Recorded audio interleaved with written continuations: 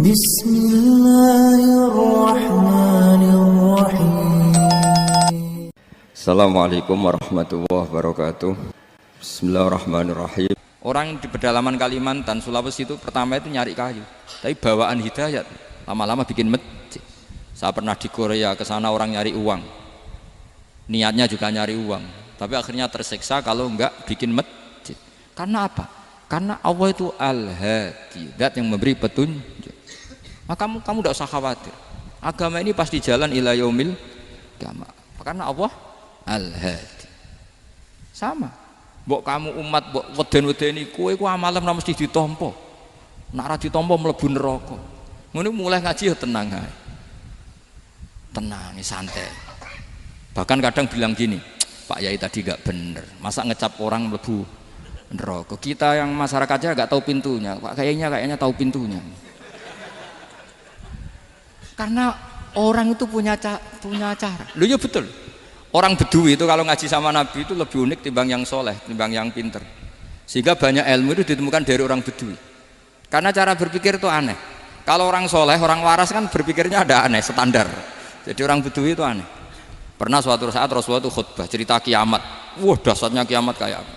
Semua orang diam nangis semua. Orang Bedui enggak, lebih cerdas. Ini Nabi itu aneh, cerita kiamat kok udah ada tanggalnya, ini gimana?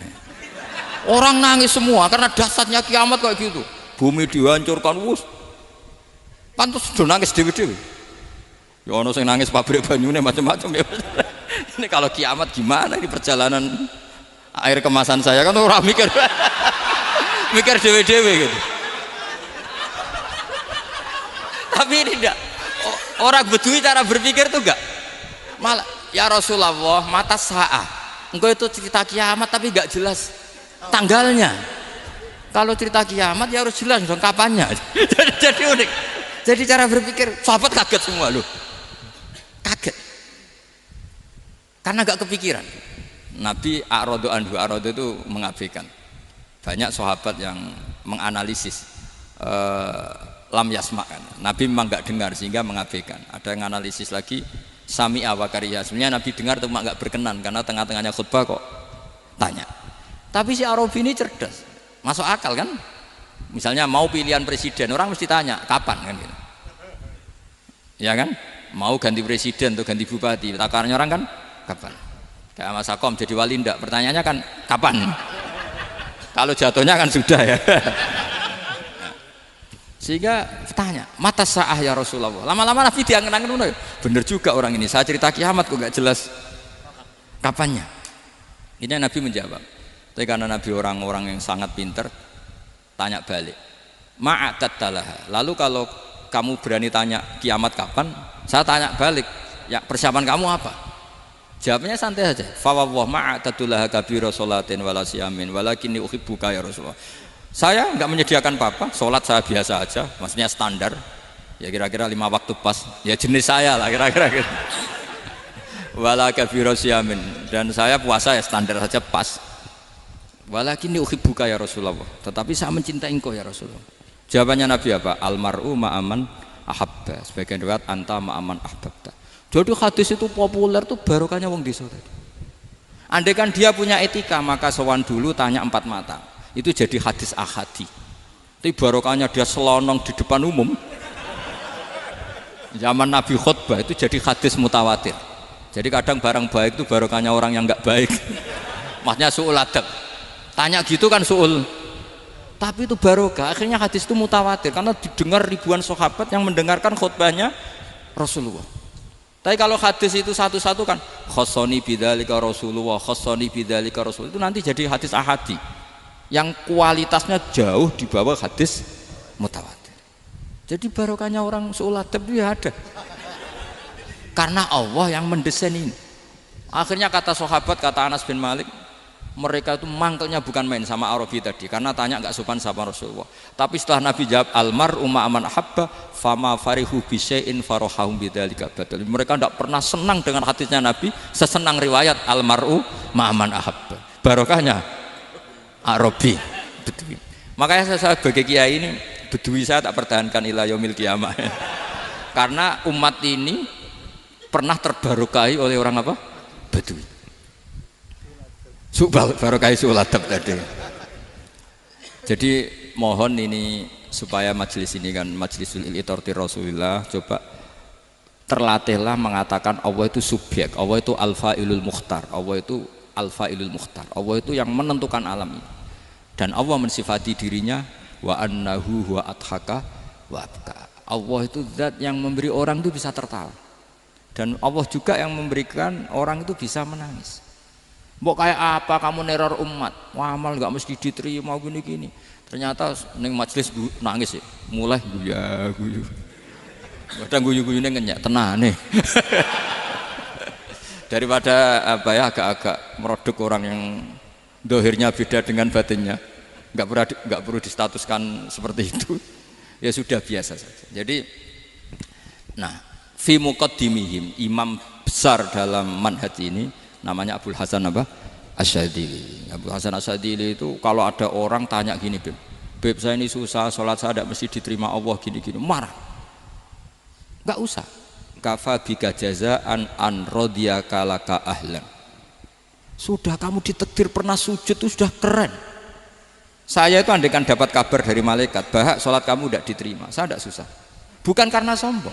Pernah ditakdir sholat sujud ning Allah itu keren. Kayak apa malunya kita ketemu Allah kemudian kita di bumi tidak pernah sujud. Makanya itu Abul Hasan Asyadzili kowe ora usah mikir salat ditampa ta ora usah mbok mikir. Kowe ditakdir tahu sujud itu hebat. Kafa bika jazaan an radiyaka laka ahlan.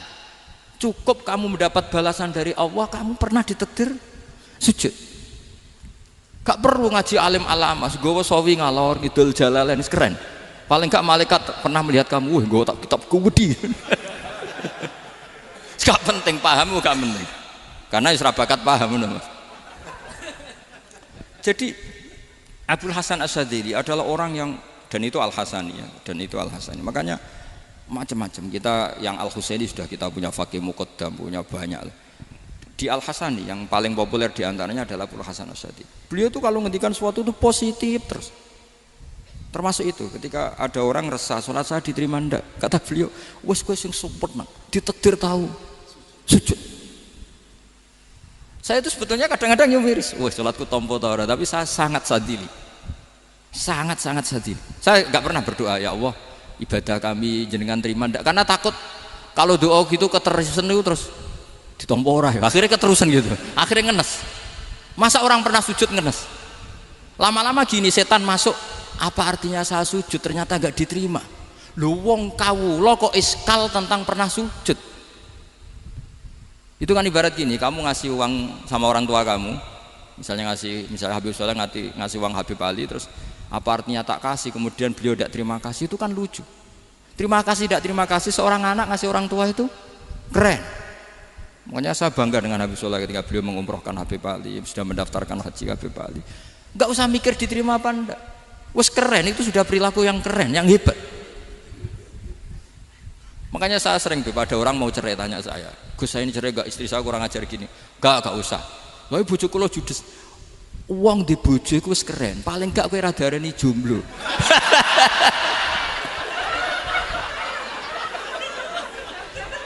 Diarani duda ora enak.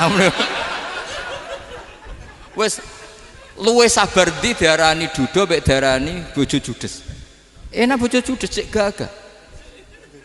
Di bojo lah. Oh,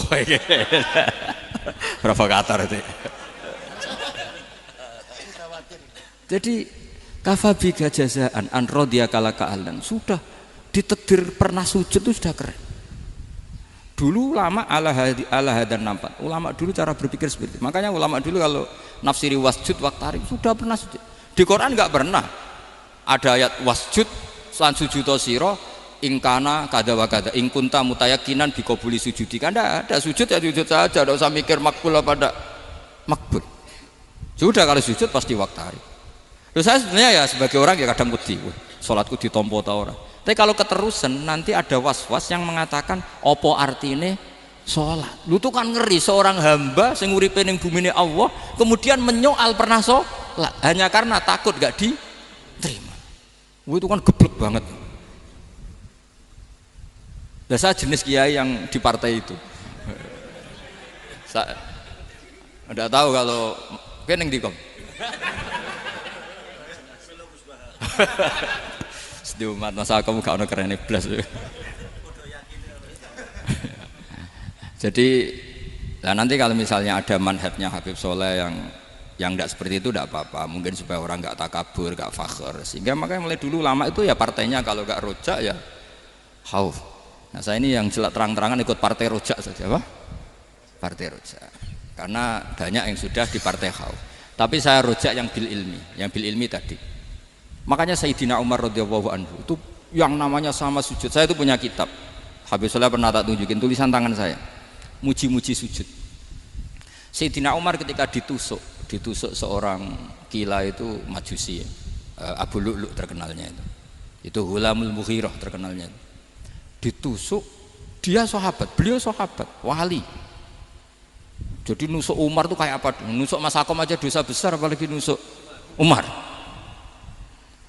Itu ketika ditusuk, dia itu ya punya dendam. Namanya manusia itu punya dendam. Maksudnya namanya orang kan mangkel sama yang nusuk. Kalau orang mangkel itu inginnya kan yang nusuk itu masuk neraka. Tapi apa kata Umar? Ngendikan gini, tanya pertama, yang nusuk saya siapa? Orang Majusi. Orang Majusi, Hulamul Mughirah. Alhamdulillah alladzi lam yaj'al maniyati biyadi rajulin lam yasjud laka sajdatan yuhaju biha indaka yaumal qiyamah. Saya itu senang Gusti, yang nusuk saya orang yang nggak pernah sujud sama jenengan. Jika kalau saya dendam supaya dia masuk neraka, saya nggak takut orang itu nuntut sama saya. Tapi kalau dia pernah sujud, pernah sholat, kemudian dia masuk neraka karena nusuk saya, kemudian dia berargumentasi, saya pernah sujud ya Allah, kenapa engkau masukkan neraka? Saya tidak berani jawab ya Allah. Saking hormatnya sama yang namanya sujud. Jadi kamane dendamnya kesampaian cara Jawa ya. Dendam dengan tanda kutip ya, tidak makna semestinya.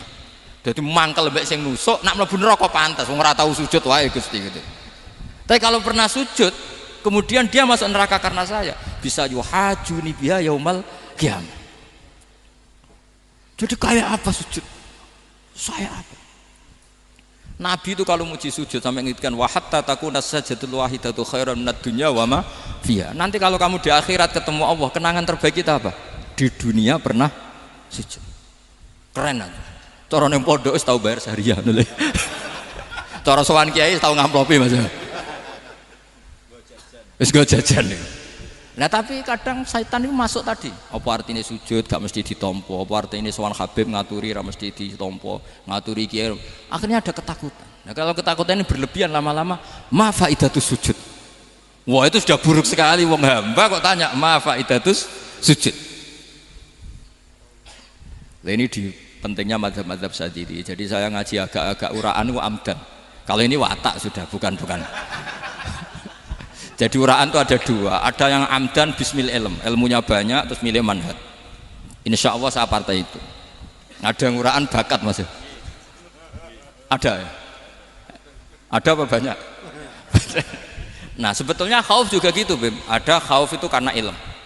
Ada Habib alim alama atau kiai alim alama, dia tahu masyarakat kalau ngikuti Gus Bak nanti jadi fakhr, kurang tawaduk, terus dia milih partai khauf.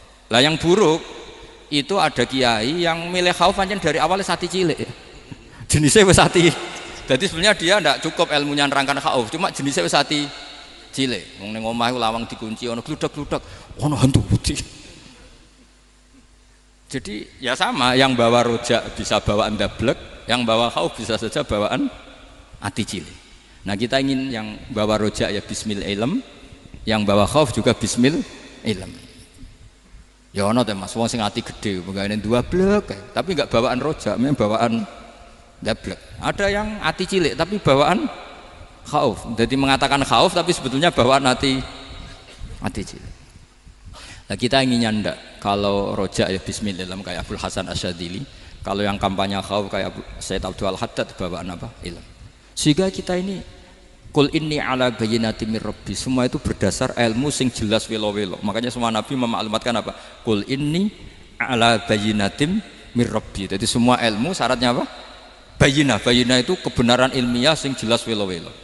Makanya itu yang disebut Allah Subhanahu wa taala mensifati kekasihnya yaitu Nabi Muhammad sallallahu alaihi wasallam, lam yakunil ladzina kafaru min ahlil kitabi wal musyrikina munfakkina hatta ta'tiyahumul bayyinah rasulun minallah yatslu suhufan mutahharah. Niku Kanjeng Nabi saking cerdase meneh dek wong Islam, wong musyrik, wong kafir ngerti logika yang dibangun Nabi saja kuat infikak dari kemusyrikannya, makanya disebut munfakin. Orang-orang musyrik, orang-orang kafir tidak munfakin, tidak tercerabut dari akar akidahnya hatta ta'tiyahumul bayyinah. Itu siapa? Rasulun minallah yatslu suhufan mutahharah. Masyhur itu debatnya Nabi dengan orang-orang musyrik. Mereka bilang, ya Muhammad, kita ini urusannya banyak, kasusnya banyak, lalu anda mengajarkan ke Tuhan satu, masa urusan banyak cukup Tuhan satu? Itu enggak fair Muhammad. Aja'alal alihata ilaha wahida inna hadza la syai'un ujab. Urusan kita banyak, masyakil kita banyak, muskilah kita banyak, kalau Tuhannya satu enggak cukup Muhammad. Nabi dengan santainya memberi penjelasan, ya sudah gini saja, kalau kamu jadi budak atau pembantu, majikan kamu banyak, semuanya merintahkan kamu, semuanya bikin aturan untuk kamu suka enggak? Ya enggak suka Muhammad, kalau majikan kita banyak repot. Ya sudah, Tuhan kamu itu majikan kamu, kalau banyak perintahnya beda-beda kamu pusing. Ya udah Mat, Tuhannya satu aja Mat. Karena Nabi bayyinah, orang itu bisa dibalik-balik pikirannya. Dan makanya disebut daraballahu masalah rajulan fihi syuraka'u mutasyakisuna wa rajulan salamal lirajul hal yastawiyani masalah alhamdulillah.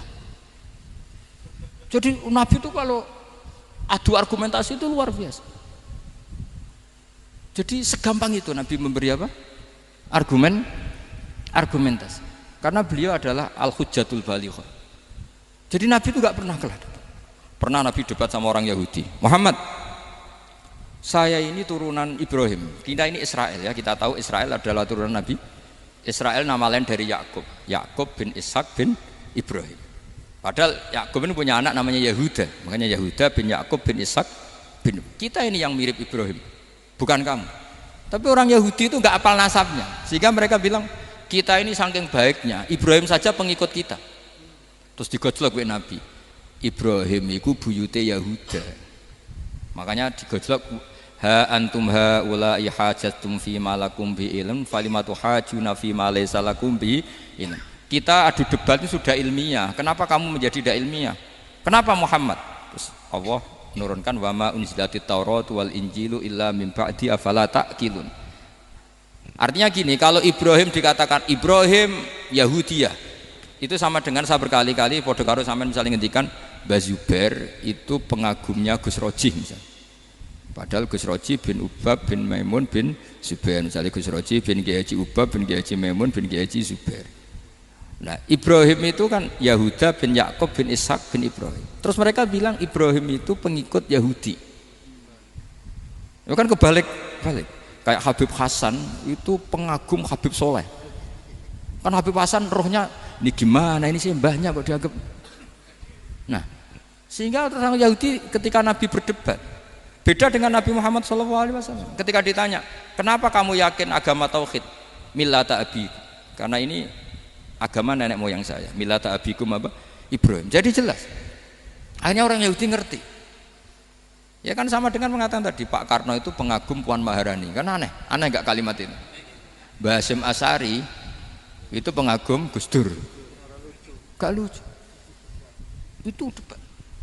Jadi Nabi itu orang yang bayyinah itu kalau menerangkan kebenaran itu bahkan orang kafir pun bisa infikak, bisa munfakin, tercerabut dari akar kekafiran. Nabi itu mudah sekali merubah logika.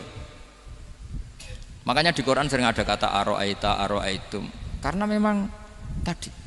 Nah saya mohon apapun pilihan anda rojak kayak Abdul Hasan Asadili tadi, ketika orang resah sujudnya diterima apa enggak, sholatnya diterima apa enggak, beliau bisa berargumentasi betapa pentingnya sujud.